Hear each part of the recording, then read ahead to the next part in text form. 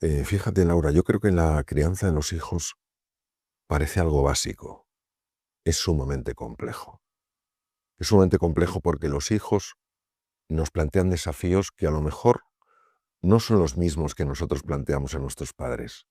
Viven en un contexto diferente, tienen influencias distintas y a veces nos pillan descolocados.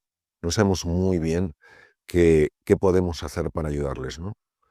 Y por eso creo que todo aquello que sea una guía sólida, una guía bien fundada, para ayudarnos a saber cómo atender a sus necesidades y sentimientos legítimos, yo creo que es bienvenido. Lo que pasa es que esto es una labor de la sociedad en su conjunto. La familia tiene una importancia excepcional en el bienestar del ser humano y en la marcha adecuada de una sociedad. Por tanto, no solo se trata de proteger a la familia, se trata además de ayudarla a descubrir cómo puede crecer, cómo puede potenciar esos vínculos afectivos, cómo pueden ayudarse mutuamente para que ese proyecto tan bonito que es una familia salga adelante con éxito. Ujú. Hablas de vínculo afectivo. ¿Qué importancia tiene realmente en esta unidad familiar? Bien, pues mira, el vínculo afectivo es de los elementos más importantes en la salud biológica.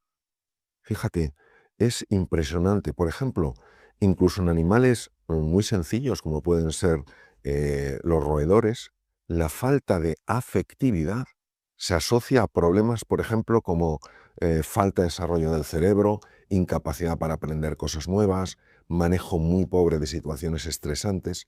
En el humano no solamente esto es exactamente igual, sino que además el afecto se ha podido mostrar con investigaciones muy punteras que afecta incluso a la longevidad de una persona, el tiempo de vida de una persona.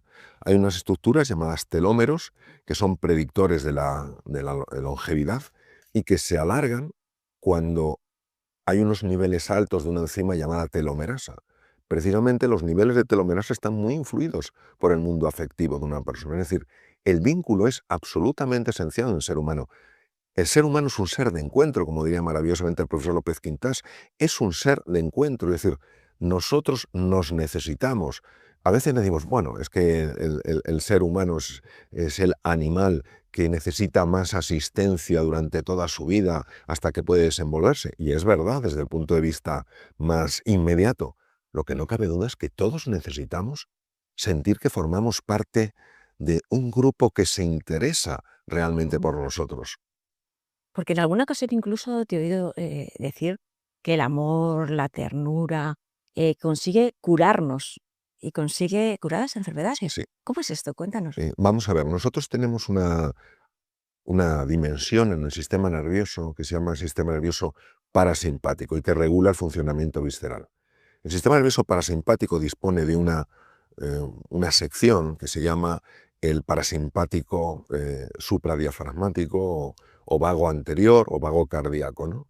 Este es un conjunto de fibras nerviosas que están tremendamente entrelazadas con lo que es la sensación de afecto. Cuando una persona se siente querida, el vago anterior funciona de una manera mucho mejor. Y esto se nota no solo en una función cardíaca más sana, más adecuada, sino en el conjunto del organismo. Por otra parte, cuando una persona se siente querida, se siente apreciada, se siente apoyada, hay una liberación de una hormona de la que llevo hablando muchos años, que es la oxitocina. La oxitocina es la hormona del encuentro. La oxitocina no solamente protege el corazón, sino que es clave en los vínculos. Fíjate, Laura, qué importante es esto porque los reptiles, que sí tienen cerebro emocional, no producen oxitocina. Por eso los reptiles no generan vínculos. Sin embargo, los mamíferos todos generamos vínculos. Pues el ser humano que está, digamos, en la escala más elevada dentro del mundo animal, ¿cómo no se va a beneficiar de ese vínculo? ¿Cómo no se va a beneficiar de esa sensación de estar formando parte de una unidad? Ujú. Sin embargo, Mario, ¿crees que decimos suficientemente las dos palabras te quiero, los padres a los hijos y los hijos a los padres? Bueno, yo creo que nunca se dice suficientemente te quiero, pero sobre todo creo que donde nos quedamos cortos es en expresar de verdad ese te quiero. Porque ese te quiero se puede expresar con una mirada apreciativa. Ese te quiero se puede mostrar con una mano que te ayuda a levantarte cuando te has caído. Ese te quiero se puede expresar cuando no estás juzgando a una persona, sino que estás entendiendo su proceder. Ese te quiero se expresa cuando tienes un acto de generosidad, dar sin esperar. Ese te quiero se puede expresar de muchas maneras, porque hay un te quiero que es muy traicionero, que es, digo que te quiero, pero hago lo contrario que haría si verdaderamente te quisiera. Desde luego. ¿Y piensas que actualmente los padres se preocupan más en educar que en querer a sus hijos? Bueno, este es un punto muy importante porque no solamente atañe a los padres, atañe al sistema educativo en su conjunto. Yo creo que lo más importante es que una persona se sienta querida y pueda expresar ese cariño. Lo demás va en segundo lugar. Por ejemplo, un niño en un colegio, si se siente querido, realmente querido por el profesor y por sus alumnos, por sus compañeros de clase, sin ninguna duda, académicamente funcionará muchísimo mejor. Si un niño no se siente suficientemente querido, suficientemente arropado, apreciado, su rendimiento académico va a descender de una forma muy significativa. Y esto es una razón que lo explica muy bien la neurociencia afectiva. El cerebro emocional, tus afectos, tu mundo de sentimientos y tu mundo intelectual, tu razón, tu capacidad de entender las cosas, tu capacidad de procesar información, tu capacidad de aprender, son dos realidades que se pueden distinguir, como la palma y el dorso de la mano, pero no se pueden separar. Cuando tú tocas el mundo emocional, estás tocando el mundo intelectual. Si en el mundo emocional lo que generas es miedo, el mundo intelectual lo cierras, lo apagas, se bloquea la creatividad, el espíritu emprendedor, el deseo de aprender. Cuando tú el mundo emocional lo abres desde el entusiasmo, desde la ilusión, desde el afecto, el mundo intelectual se abre. A ver si nos damos cuenta de que lo más importante es llegar al corazón, porque lo que el corazón quiere sentir al final, la mente se lo muestra. Ujú. Hablabas del mundo dentro del centro escolar, ¿no? Quizá los padres se obsesionan demasiado en que su hijo sea el más listo de la clase, el que sea, que destaque más en la actividad deportiva que hace. ¿Es correcto que queramos que los hijos sean los mejores o les estamos sometiendo a una presión que incluso es contraproducente para ellos? Sí, Sigmund Freud fue una persona muy peculiar, con grandes luces y también, desde mi punto de vista, grandes sombras, pero tuvo algunos puntos de absoluta genialidad. Él describió lo que se llama el superyo. ¿Qué es el superyo?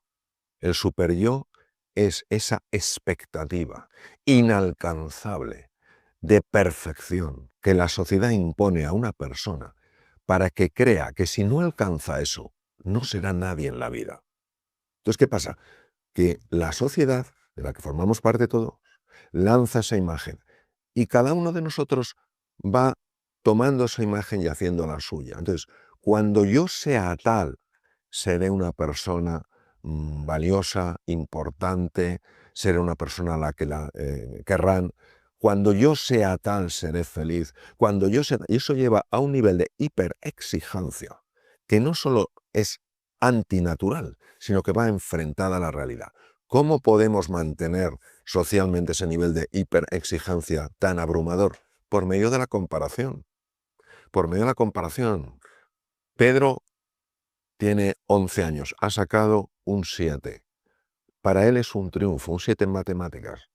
Pero resulta que su amigo Alberto ha sacado un 9. Vaya, ya no sé apreciarlo. Entonces, tenemos que darnos cuenta que el éxito en la vida no es el resultado de la hiperexigencia, es el resultado de conectar con unos valores, de ir conectando con tu potencial, desplegándolo y ayudándolo a florecer. Y eso no puede suceder desde la hiperexigencia, porque la hiperexigencia va unida al miedo, al terror, al fracaso. Si no consigo esto, no seré nadie en la vida.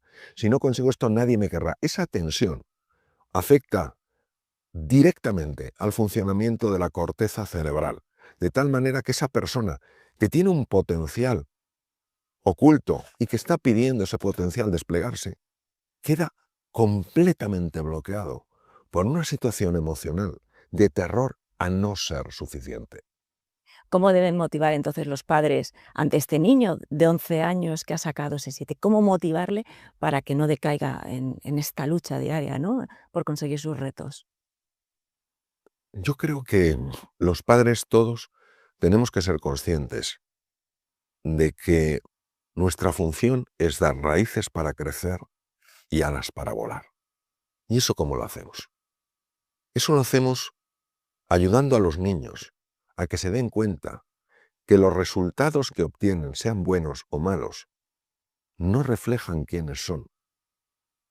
Albert Einstein tuvo muy malos resultados académicos. Yo lo sé porque tuve acceso al legado de Einstein cuando llegaron a Boston, yo vivía en Boston. Y sin embargo, el potencial no quedaba reflejado en su performance. Entonces, lo que no debemos transmitir nunca a nuestros hijos es que las buenas notas, las malas notas, representan lo mucho o lo poco que ellos valen. Es algo que sucede y siempre ayudarles a tener un buen autoconcepto y una buena autoestima. Es decir, a quererse, sobre todo a quererse cuando cometen los errores. No solo a quererse en los aciertos, no solo a quererse por partes. No, me quiero a mí mismo cuando las cosas las hago bien. Me quiero a mí mismo cuando saco un 7 en matemáticas, o un 9 o un 10. No me quiero a mí mismo cuando suspendo. No, precisamente es cuando más te tienes que querer. ¿Cómo se puede querer uno? ¿Qué es lo que los padres necesitamos enseñar a nuestros hijos? A no acusarse nunca, a no juzgarse nunca, a no condenarse y a no castigarse, sino a conocerse mejor, a comprenderse para poder superarse. Es un modelo completamente distinto, es salirse del paradigma que hoy en día funciona, porque estamos demasiado atrapados en el mundo visible, las notas, y no en el mundo invisible, que es donde está verdaderamente la potencia. Esa es la diferencia para mí entre un profesor y un maestro. El profesor solo se fija en el performance. El maestro se fija en el potencial y llama a ese potencial. Y así tenemos el caso de este joven Ben Carson, un niño absolutamente desastroso en el colegio, con todo tipo de problemas, con todo tipo de dificultades, despreciado por muchas razones, y que sin embargo su madre, su primer profesor de ciencias, consiguieron inspirar en él esa fe en sus posibilidades. Y este niño, que estaba abocado a acabar probablemente en un sitio tremendo, porque ya empezó a desarrollar un temperamento violento, se transformó en el mejor neurocirujano pediátrico en la historia, el profesor Ben Carson. Por eso es muy importante que seamos conscientes de que todos estamos tocando el futuro de los demás. La forma en la que tú te relacionas con tu hijo, la forma en la que tú te relacionas con tu pareja, la forma en la que tú te relacionas con tus compañeros, está tocando su futuro. Fíjate la responsabilidad que da esto. Entonces, vamos a tocar un futuro que sea ilusionante, que sea generador de posibilidades. ¿Cómo tocas un futuro así? ¿Cómo le ayudas a una persona a desarrollar eso? Cuando crees que hay grandeza independientemente de los resultados. Y entonces, en el momento en que una persona siente que vale independientemente de los resultados, que vale independientemente de las notas, esa persona es capaz de sacar una energía, una capacidad, una inteligencia absolutamente abrumadoras. Ujú. Sin embargo, es que educar en positivo es complicado. ¿Por qué nos resulta tan complicado Porque a los nosotros no niños? hemos sido educados en positivo. Si nosotros hubiéramos sido educados en positivo, sería lo más natural del mundo. Sería lo más natural del mundo. Pero como no hemos sido educados así, educamos en base a Claro. cómo hemos aprendido. Ujú. No podemos educar de una manera diferente a lo que sabemos, a menos de que tengamos ese interés en aprender, en descubrir, en reconocer humildemente nuestro punto de partida, que muchas veces es un profundo analfabetismo emocional. No pasa nada, no somos culpables, sí somos responsables de cambiarlo. Entonces, claro, este es el tema. Entonces, al final, la educación de nuestros hijos también es la educación de los padres y también es la educación de los profesores. Todos necesitamos ser educados. Recordemos que la palabra educar viene del latín y quiere decir sacar de dentro. Al ser humano le gustan las soluciones fáciles, las soluciones simples, las soluciones sencillas. Y una cosa es decir que algo es posible y otra cosa es decir que algo es fácil. Cuando uno ve una idea, para que se convierta en una vivencia, tiene que estar dispuesto a pagar el precio. No basta ver una posibilidad para que esa posibilidad empiece a actuar a través tuyo. Tienes que actuar cada día como si esa posibilidad fuera una realidad. Y eso implica un largo entrenamiento. Y no todo el mundo está dispuesto a poner las dosis de fe, las dosis de determinación, las dosis de persistencia, las dosis de esperanza y las dosis de paciencia para que eso suceda. Hay muchas personas que no están dispuestas a hacer este trabajo. Quieren el camino fácil y la transformación de la mente es una gran posibilidad. No es un camino fácil. Por eso yo suelo comentar que el cambio profundo, la transformación, no es asunto de erudición, es asunto de motivación. No todo el mundo tiene el hambre que es necesario tener para hacer lo que es necesario hacer. Y claro, luego buscamos justificaciones, buscamos excusas. ¿Por qué sabemos que la gente que tiene ese hambre y esa motivación y esa garra por hacerlo lo logra? Porque podemos observar que hay muchos casos de personas que han creado sus sueños y las han hecho realidad. Y no ha sido nada fácil, pero han persistido, han creído en la idea, han seguido adelante. Por eso, bueno, desde mi punto de vista, lo mismo que para aprender un idioma nuevo, por ejemplo el inglés, primero tienes que sentir la necesidad y la ilusión, y luego necesitas un periodo muy largo, donde te sientes muchas veces haciendo ridículo, porque no te entienden cuando hablas, porque tú no entiendes cuando ellos hablan. Al final, algo se abre en ti. No todo el mundo está dispuesto a aguantar esta tensión que se convierte luego en creación. Pero no nos olvidemos, la clave es que la persona tenga hambre por crecer, porque puede tener lo mejor de lo mejor enfrente, que como no tenga hambre, como no tenga ese espíritu ingenuo del que hablabas tú, esas ganas de aprender, y piense que todo lo sabe, o que el sistema es el que lo decide todo, esa propia persona está poniéndose en una situación de víctima que le va a impedir por completo aprender.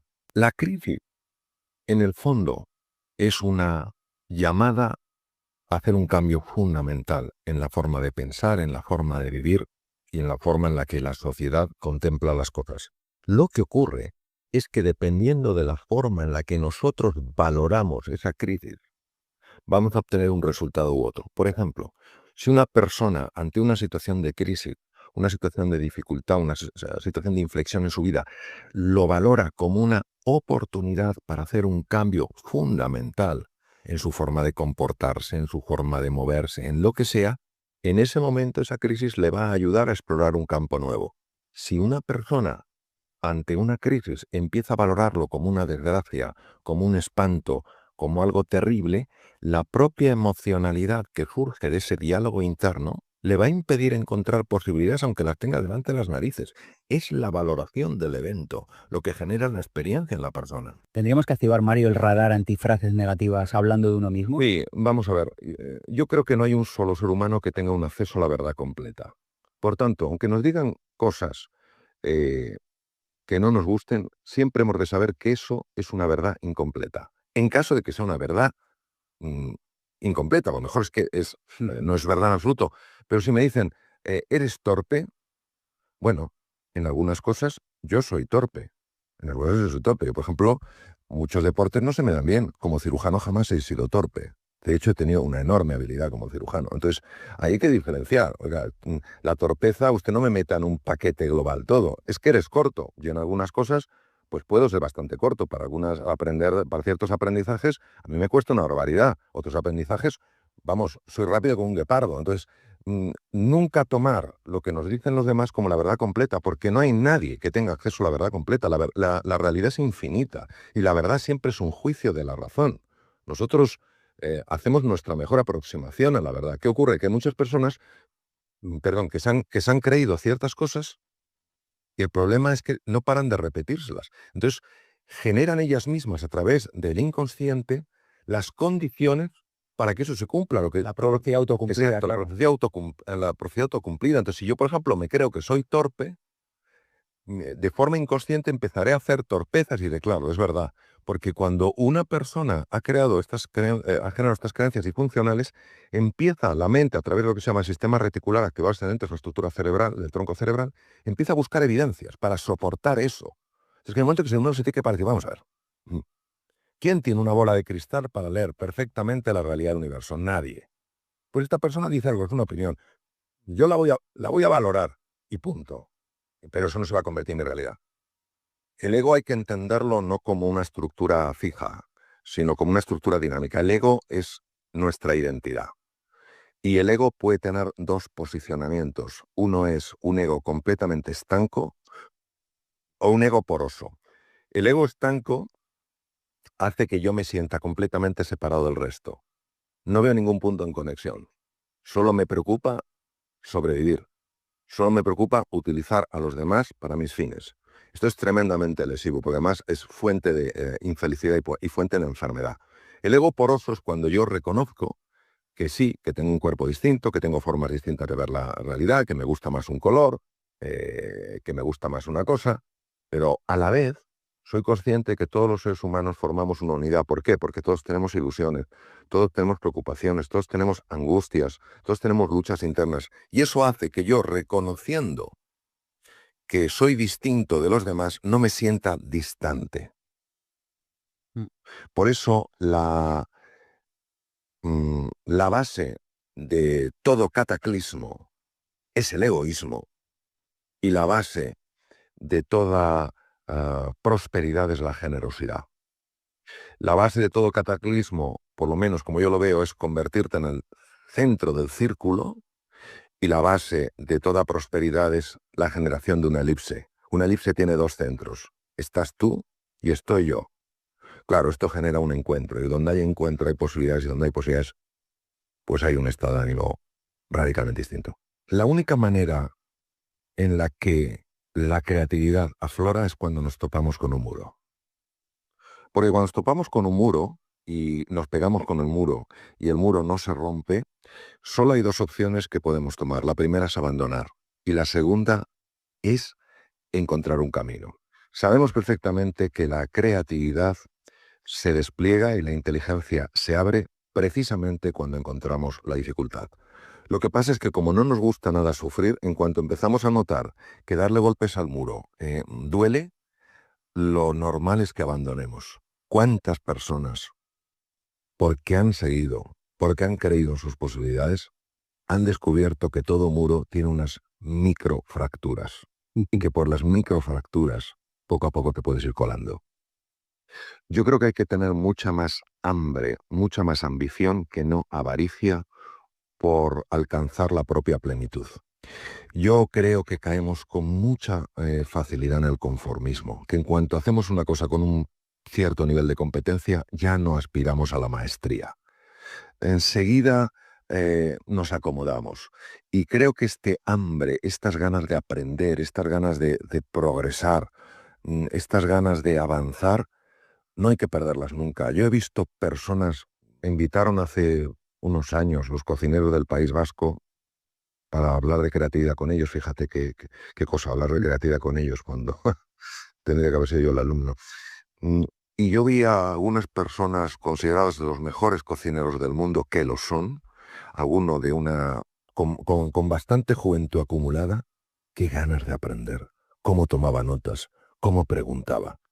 Esto es un ejemplo. No me extraña que hayan llegado tan lejos. No me extraña que se hayan convertido pues, en el Silicon Valley de la cocina a nivel mundial. No me extraña. Son generosos, tienen ganas de aprender.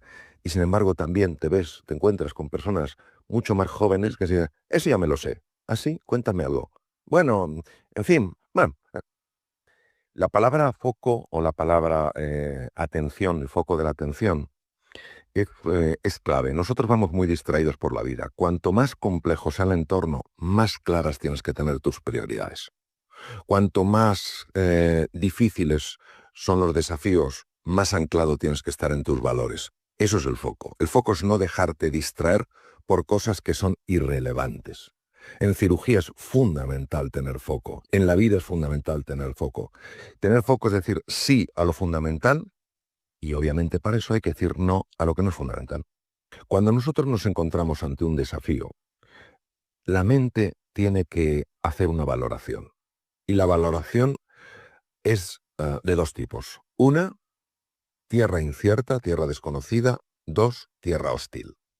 Si la valoración que hace la mente es tierra hostil, solo puede poner en marcha tres mecanismos. Ha sido así por muchísimo tiempo en la evolución de las especies. Uno, la agresión. Otro, la huida. Sí. Y otro, el bloqueo. pues hay personas que quedan estancadas en la agresión. Se sienten amenazados por la vida, se sienten amenazados por los demás, aunque los demás no les estén amenazando, y eso hace que tomen posturas agresivas, estén muy irritables, tiendan incluso a ser personas violentas. Es una lectura errónea de lo que está ocurriendo. ¿Cuál sería la diferencia entre el estrés bueno y el estrés malo, Mario? Yo creo que es una gran pregunta porque la palabra estrés tiene un montón de connotaciones negativas. Hay que recordar que cuando usamos palabras, el significado de esa palabra viene dado por el cajón emocional que abre en nosotros. El estrés es un mecanismo sumamente complejo que lo que pretende es ayudarnos en ciertos momentos en los cuales nuestra capacidad de afrontar el reto que tenemos delante no es suficientemente adecuada. Tenemos dos mecanismos. El proceso del estrés pone en marcha dos mecanismos. Uno es un mecanismo llamado de supervivencia, que solo se activa o se tendría que activar cuando nos encontramos frente a una amenaza real. Sin embargo, hay otro mecanismo que es el mecanismo de adaptación. En un mecanismo de adaptación, la clave es que el cerebro no percibe una amenaza, sí percibe incertidumbre, sí percibe cambio. Comprende que puede haber peligros, comprende que puede haber oportunidades, y los sistemas que se activan son totalmente diferentes de los mecanismos de supervivencia, porque aquí, por ejemplo, hay un cambio muy interesante en el riego sanguíneo del cerebro y nos damos mucho más cuenta de lo que está pasando. Nuestra capacidad de tomar decisiones es más acertada, nuestra capacidad de memorizar, nuestra capacidad de mantener en medio de el lógico miedo un punto de entusiasmo por lo que podemos descubrir, se activa, se pone en marcha. El problema surge cuando confundimos los mecanismos y el cerebro interpreta una situación en la que lo ideal sería activar mecanismos de adaptación con una situación en la que nos vemos amenazados. Esto lo estamos viendo muchísimo hoy en día. No cabe duda de que la situación que se vive la situación económica que se vive actualmente en el mundo es muy compleja. Lo que pasa es que si nosotros ante esa situación activamos mecanismos de supervivencia, las únicas reacciones que van a surgir de la activación de este proceso es ataque, huida o bloqueo, que lo estamos viendo muchísimo. Sin embargo, si vemos que, de acuerdo, es un terreno incierto, el mundo ha cambiado en un montón de aspectos y nosotros tenemos que adaptarnos, podremos darnos cuenta de los nuevos patrones que operan, de cómo podernos manejar. El eustrés, la forma positiva de estrés, es o vendría a significar la activación del mecanismo correcto de acuerdo al estresor, de acuerdo al reto. El distrés es cuando se ha activado un mecanismo que no es el correcto. Por ejemplo, si yo vivo permanentemente amenazado, en un mundo en el que, bueno, no es un mundo con una situación bélica, sino que es pues como puede ser una ciudad como Madrid o Barcelona, si yo vivo con la sensación de estar permanentemente amenazado, aunque no sea muy intensa, pero sí prolongada en el tiempo, ese patrón de alarma sostenido en el tiempo tiene un efecto incluso a nivel molecular. Ya se sabe que afecta a la genética, afecta a cómo los genes se expresan, y esto es muy importante que lo sepamos. Nuestras emociones ya es una cosa muy testada científicamente. Nuestras emociones afectan a la genética. Hay veces que pensamos que los genes pues son los que son y se expresan o no, pues dependiendo de cuál es nuestro genoma. No es así. Los genes tienen, digamos, interruptores que hacen on o hacen off. Un gen se expresa o no se expresa dependiendo de estos interruptores. Y sabemos que tanto los entornos en los que vivimos, el aire que respiramos, la alimentación y nuestro estado emocional afecta muchísimo a la expresión de unos y otros genes. Qué fuerte. Leo en tu libro, en Vivir es un asunto urgente, Mario, esta frase. Dice, para que un ser humano crezca, madure y evolucione, son necesarios tanto episodios de estrés como de recuperación. Y dices, las personas necesitamos respetar este tipo de oscilación.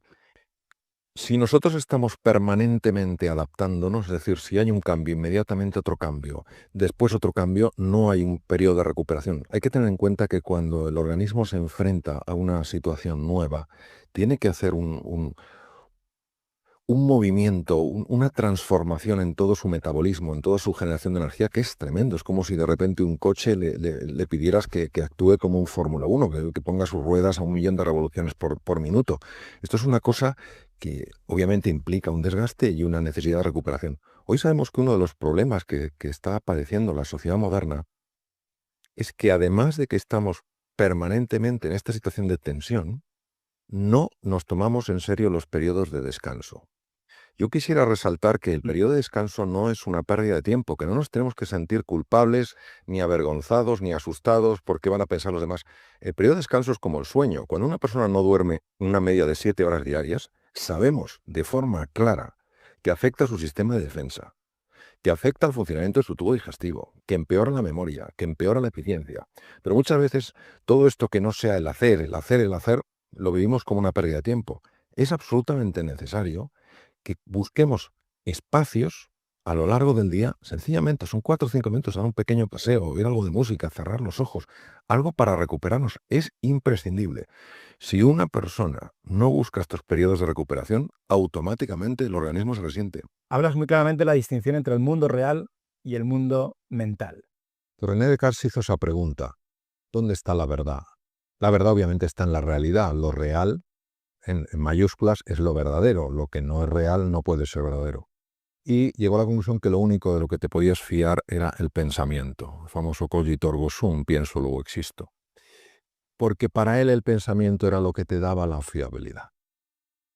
Sin embargo, luego en neurociencia se ha demostrado que esto es un gran error, lógico, en aquella época, hablamos de hace más de 300 años, que las emociones, claro que cuentan, y nos hemos dado cuenta del poder brutal que tiene la mente para distorsionar nuestra percepción de la realidad.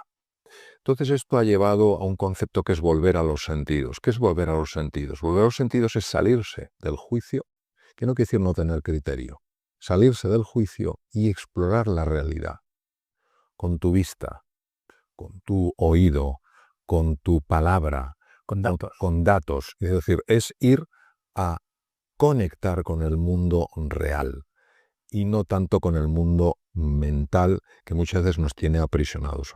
Antes de juzgar, explora, pregunta, analiza, observa, indaga, busca y luego ya sacarás una conclusión. No te aferres a lo primero que parece porque a lo mejor no es lo que es. Para mí acercarse a la realidad es intentar conectar con lo que es, no con lo que parece que es. Hay dos tipos de interpretaciones, la interpretación automática y la interpretación reflexiva. La interpretación automática es cuando yo, de forma automática, sin pensarlo, es un sesgo inconsciente, valoro algo en base a una serie de presupuestos, a una serie de creencias previas.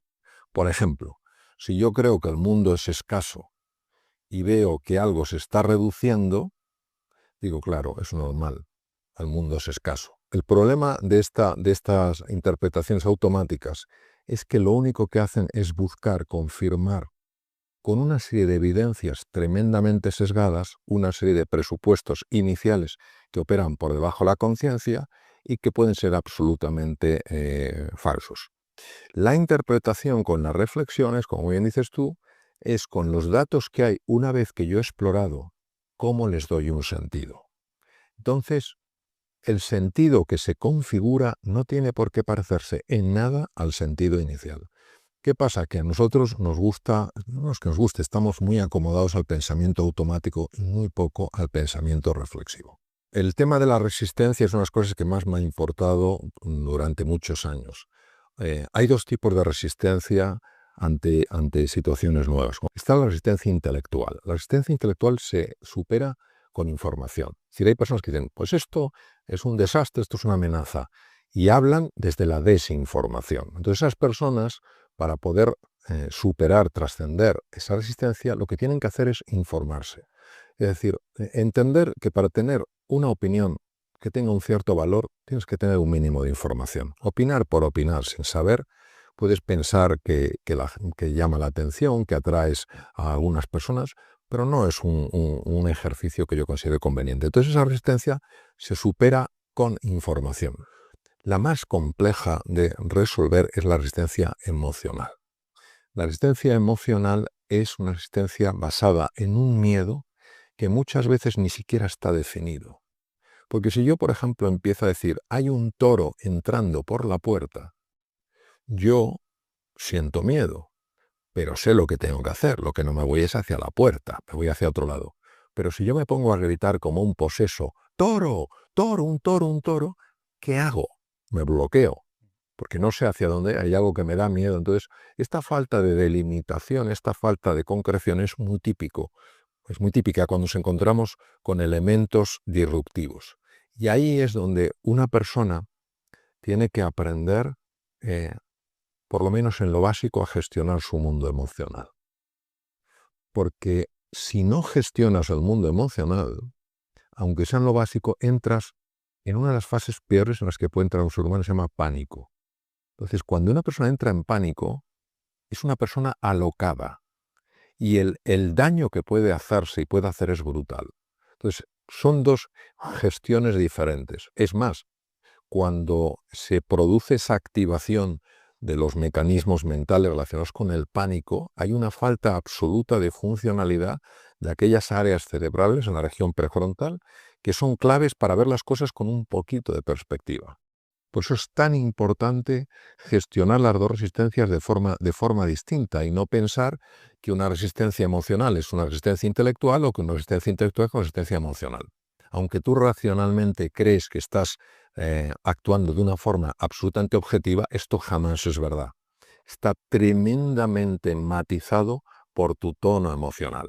Por eso, cuando una persona entiende esto, sabe que no puede separar. Descartes distinguía la res cogitans, el intelecto puro, de la res extensa, en la que incluía emociones, etc.